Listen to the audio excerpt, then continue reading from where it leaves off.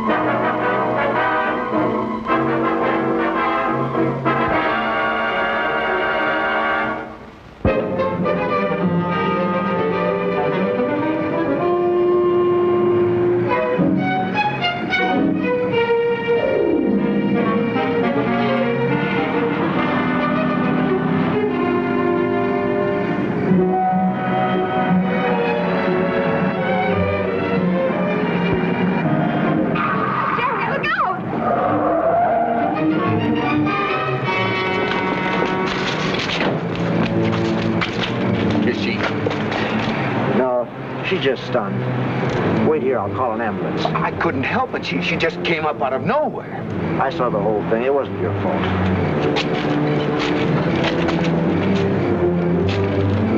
Lie still. There's an ambulance coming. I'm all right. We know, but we won't take any chances.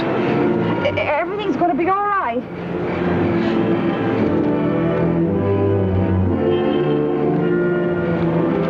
The ambulance will be here in a couple of minutes. May I please have your name and address, ma'am? Carrie Foster. I live at the Martin Hotel on 35th Street. May I have yours, sir? Mr. and Mrs. Gerald North, 23 St. Anne's Place. Is there anything I can do, officer? Nothing now. When she gets to the hospital, I'm putting a hold on her until the precinct can check on my report. Is there any special reason why? Yeah. Suspicion that attempted suicide. I saw her run in front of your car.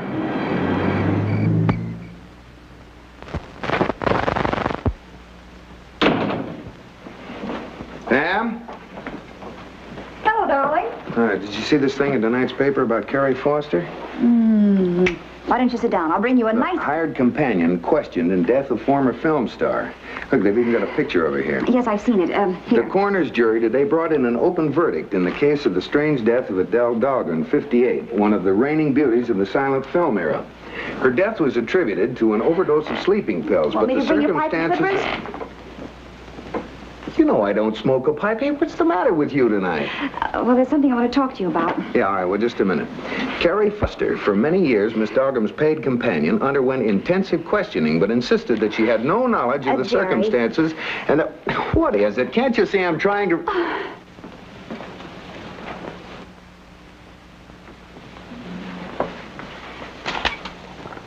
I hope these are the way you like them, Mr. North. Oh, they're just lovely, Carrie. Thank you.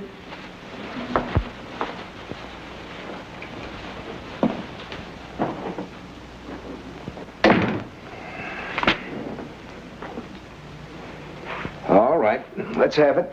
I tried to tell you, but you wouldn't listen. Well, I'm listening now. What's she doing here?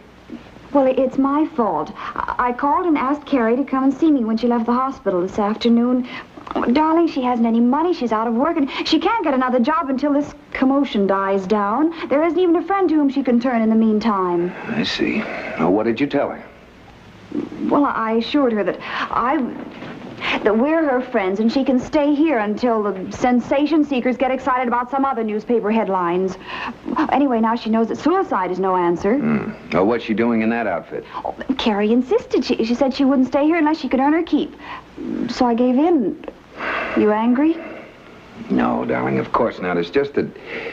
Well, I wonder, living in the same apartment with a front-page story can be complicated. Oh, pooh. Wait till you taste the dinner Carrie's cooked. That'll bring the roses to your haggard, careworn cheeks.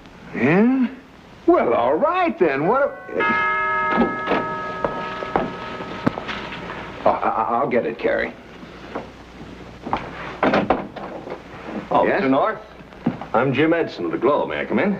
Oh, a reporter. Oh, we were just about to have dinner. Won't take a moment, Mr. North. Hey, just a minute.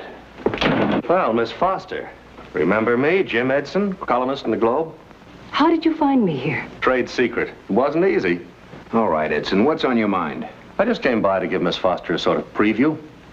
I just finished interviewing a returning traveler, one Whitney Dahlgren, age 41, only son and heir of the late Adele Dahlgren. Whitney Dahlgren? But we've never met. He always lived in Europe. He's back here now. And as you all may read in tomorrow's column, Whitney fears his mother met with foul play, quote unquote. Is that your quote or Mr. Dahlgren's? Well, I don't make the news. I merely report it. And if things get dull, you don't mind stirring them up, huh? How about it, Miss Foster? Care to issue a statement? A statement? Sure. How and why you did it. Your life with Adele Dahlgren. Printed up with a nice batch of photographs. Promise you a nice piece of change. Get out. Oh, just a minute, North. You want me to throw you out? You think you're man enough for the job? Let's try it. Okay. Hey!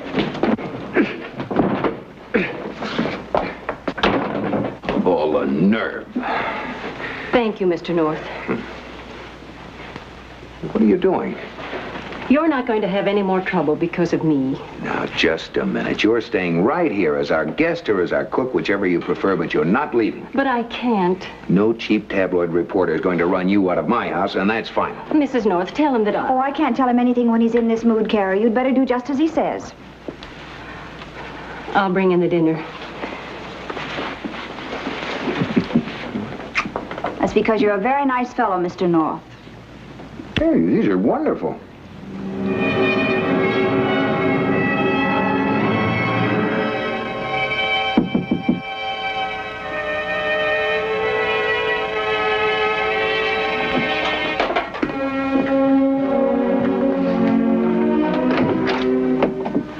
You're Whitney Dahlgren? I am, and you? You're Mr. Strauss, mother's attorney. Come in, please. I've been waiting for him.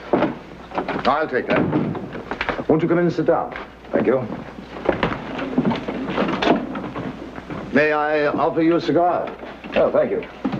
I'll smoke it after dinner. Be my guest. Since you've been away from the country, and your mother, for over 10 years, there are a great many details you should know. Forget the details. How much do I get? Briefly, in as few words as possible? Right. Briefly, then, you're broke. What did you say? I said you're broke. Bankrupt. Without funds. What are you trying to do? Pull some kind of racket? If you wish to hire a competent accountant, The old girl was loaded. Where did it all go? by complying with your regular and exorbitant financial demands, your mother finally brought herself to the point where she died penniless and in debt. I'm not asking for a lecture. I don't believe you anyway. Nevertheless, it's true. The insurance. She always carried a large policy. That is true. There is a policy for $50,000. You are named as beneficiary. Well, why didn't you say so? One moment. The insurance company has refused to pay off, and it is highly doubtful if they ever will. Why? What kind of swindle is this? In the event of death by suicide, and there is a strong presumption your mother took her own life, the policy is automatically void. But who said she killed herself? Who? It would be difficult to prove otherwise, despite the innuendos of one of our leading tabloids.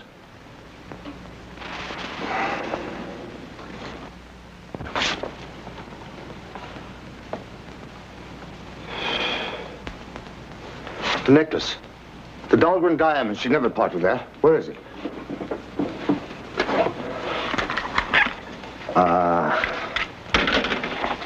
That's the baby. Not quite. They're paste.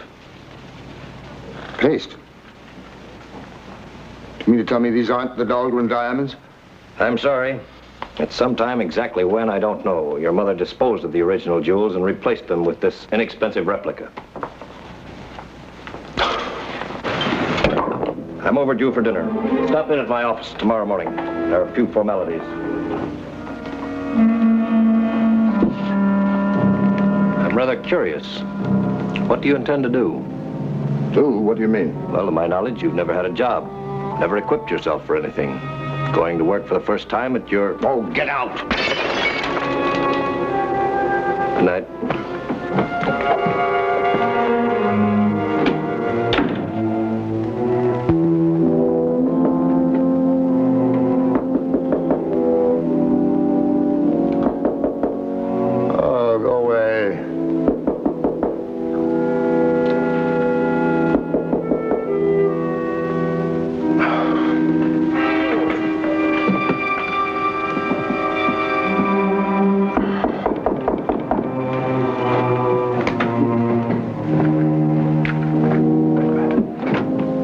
Mr. Dahlgren. Oh, I don't want any.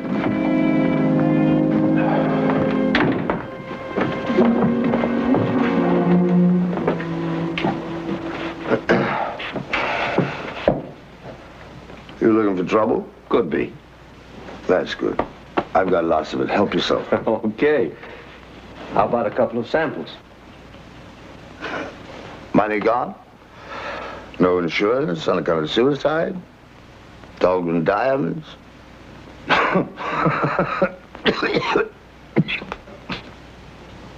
What about the diamonds? That's a big joke. They're gone, too. They're gone. There. Just those phonies left. No money.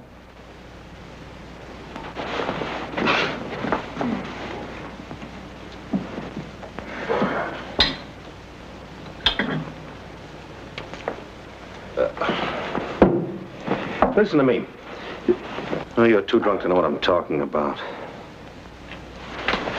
So I'm drunk. You want to make something of it? Okay, I apologize. Yeah.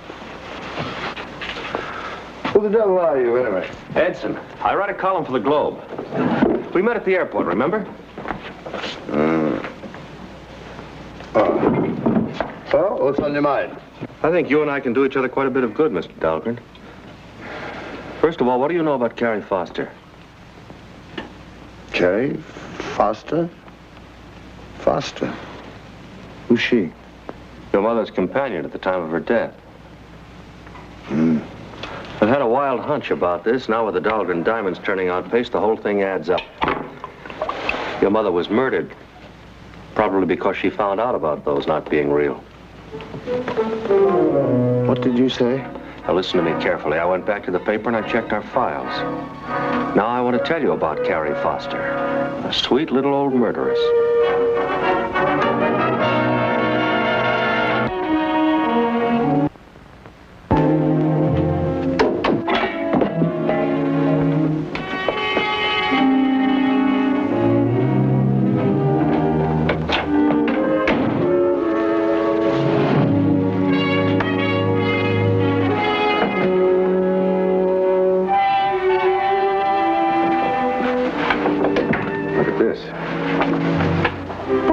Everything. Oh, Jerry, what are we going to do? Carrie still doesn't have any money and no place to go. Let's throw on some clothes and go after her. At this time of night, she shouldn't be too hard to find.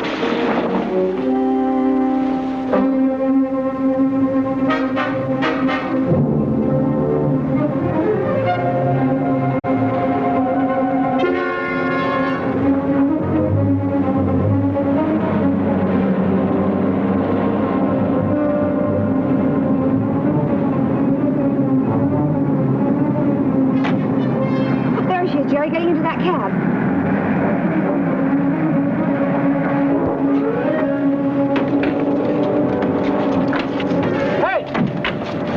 Hey, buddy, you drunk or something? Take it easy. Nobody's drunk and nobody's hurt. You missed my front fender by that much. Missed it, didn't I? What are you so nervous about? Oh, with guys like you driving, I got a right to be nervous. Hey, wait a minute, lady. What are you doing with my fare? We're taking her home with us. She won't need the cab. How do you like that? How do you like that? What's a guy like me supposed to do to make a living in this racket? Here, will this preserve your professional standing? Oh, yeah, I guess so. Hey, wait a minute, hold it. Supposing the woman don't want to go with you. Maybe this is a snatch. Maybe I should call a cop. Why don't you do that? It's all right, driver. I'm sorry I caused you so much trouble.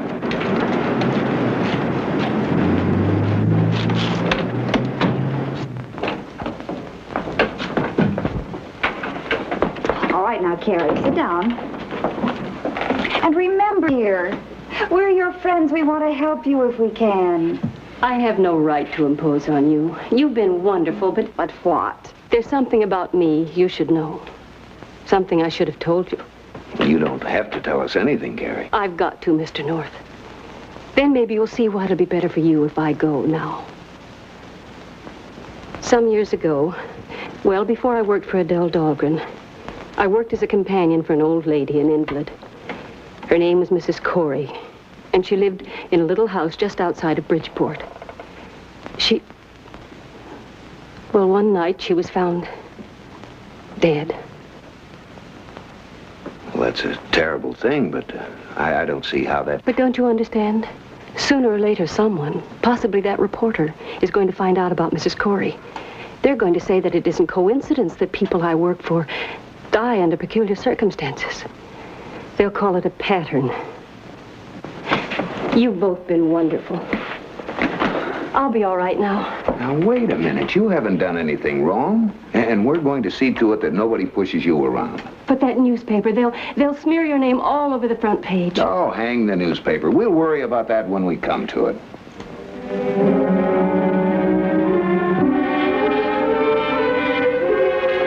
Now keep ringing. This is urgent.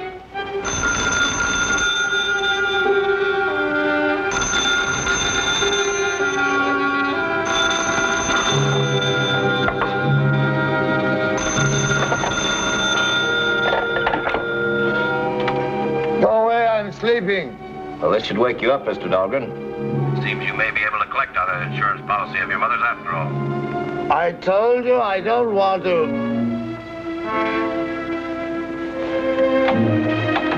He hints the diamonds were a motive for murder. I'm coming right down to your office.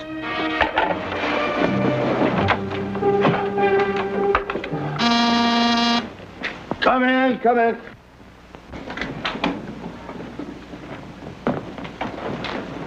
Well, my friend, the press. It was a great story. Can I get you a drink? Thanks, but I think you better hear what Mr. Coster has to say before we start to celebrate. Mr. Coster? That's me. Mr. Coster is a jeweler and one of my constant readers who phoned me early this morning to let me know of a slight error in today's piece. Go ahead. This is Mrs. Dahlgren's son. About 3 years ago, Mr. Dahlgren, your mother came to my shop. She gave me the Dahlgren diamonds to sell. I did so, acting as her agent. She also commissioned me to make for her an imitation necklace, worth perhaps a few $100s. This I did. That is the true story. Thanks, Mr. Coster. I'll be in touch with you. Do you wish me to make a statement? Later. I'll take care of it. Good day to you, Mr. Dahlgren. Boy, when I make a mistake, it's a beaut. Just think of that. Your mother dies under mysterious circumstances. Somebody very close to her snaffles her diamonds. I find a police report that her companion tried suicide right after the inquest. Would you mind telling me what all that adds up to? Shut up. All adds up to murder with a clear-cut motive and an obvious attempt to avoid punishment? Only it wasn't that at all. Edson, I said shut up. Huh? If Carrie Foster had succeeded in her suicide attempt, she would have been branded a murderess. Well, sure. I just finished telling you that. What's the... Well, I guess that's as close as I'll ever come to collecting on my mother's insurance. Still, I would like to have a chance to make all this up to Carrie, to let her know that I'm sorry she was given a bad time. No, I guess that's understandable. A retraction in the paper isn't going to make you look very smart, is it? What are you driving at? Well, I just thought that it might be better all around if I had a chance to straighten this out quietly. Well, sure, that'd be a break for me, all right, but what about Coster? He's expecting to read a retraction in my column. I'll take care of Costa. I think I can convince him it's the best out for all concerned to just let the whole matter die. Okay, it's worth a try, Whitney. Personally, I read Coster as one of those good citizens who'll hold out for a public statement from us. We'll see. I've got to get down to the attorney's office. I'll see you later.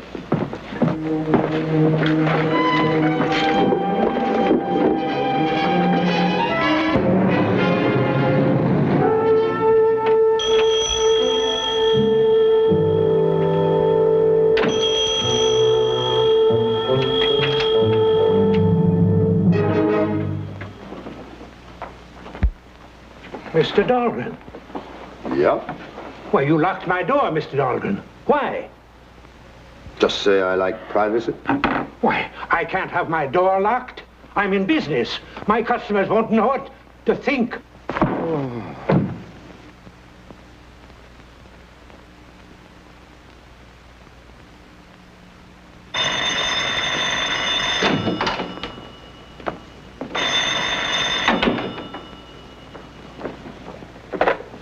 Hello? Yes, this is Carrie Foster. Yes. Yes? What? What was that? So, Miss Foster, if you will meet me and Mr. Coster at the attorney's office, we can clear your name at once. Excellent. We'll be waiting for you at Mr. Strauss's office. Yes.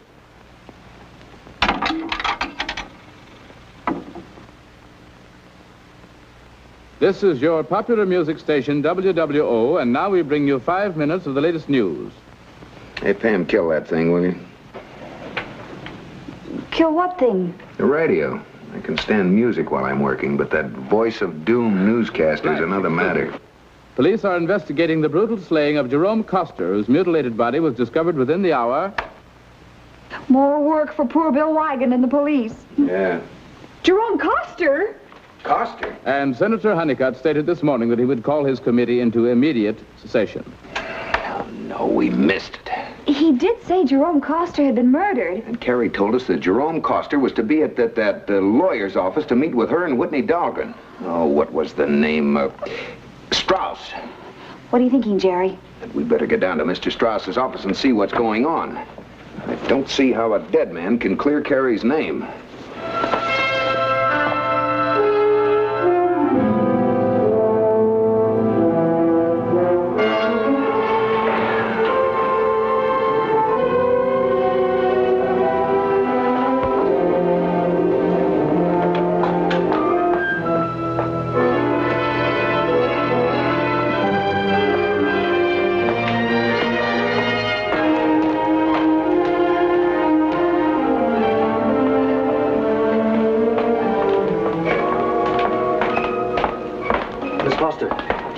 Yes?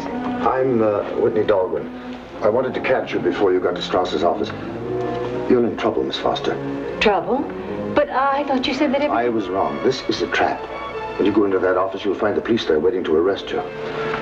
Come this way. I'm trying to help you.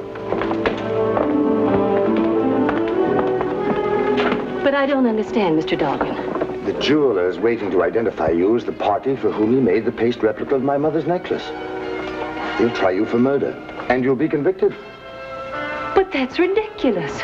I didn't kill your mother, and I don't know anything about her necklace or the jeweler. Police won't believe you. Remember, you tried to commit suicide. Then there was that other woman you worked for who died. Take me to the office. We'll see what they believe. All right. But remember, I tried to warn you.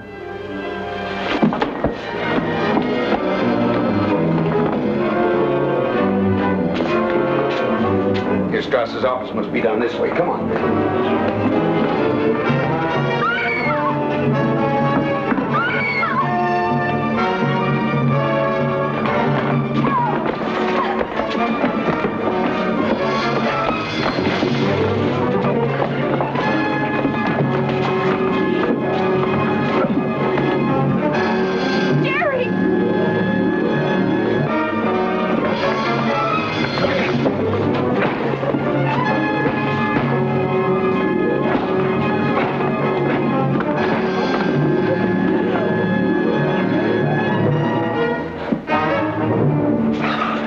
Gone. It's all gone. Money, the diamonds, nothing left. Nothing. What'll I do? What can I do? Stop moaning, Dahlgren. You've got it made. 3 meals a day, a roof over your head, and if you're lucky, a view of the river. From now on, the people of the state of New York are going to take care of your future. Come on. I know you're going to miss her cooking. Oh, those cakes. Your valise is in the cab, Carrie. I'm ready. But I do hope your friend, Mr. Stewart, will be satisfied with my work. Well, Jack Stewart's a darn good writer and one of my favorite people. And he certainly needs a good housekeeper. But remember, I warned you. I know. He's an old bachelor and a terrible wolf. Well, I'd better hurry. Goodbye, Carrie.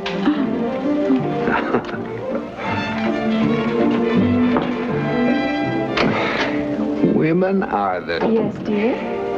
You were saying? the most wonderful.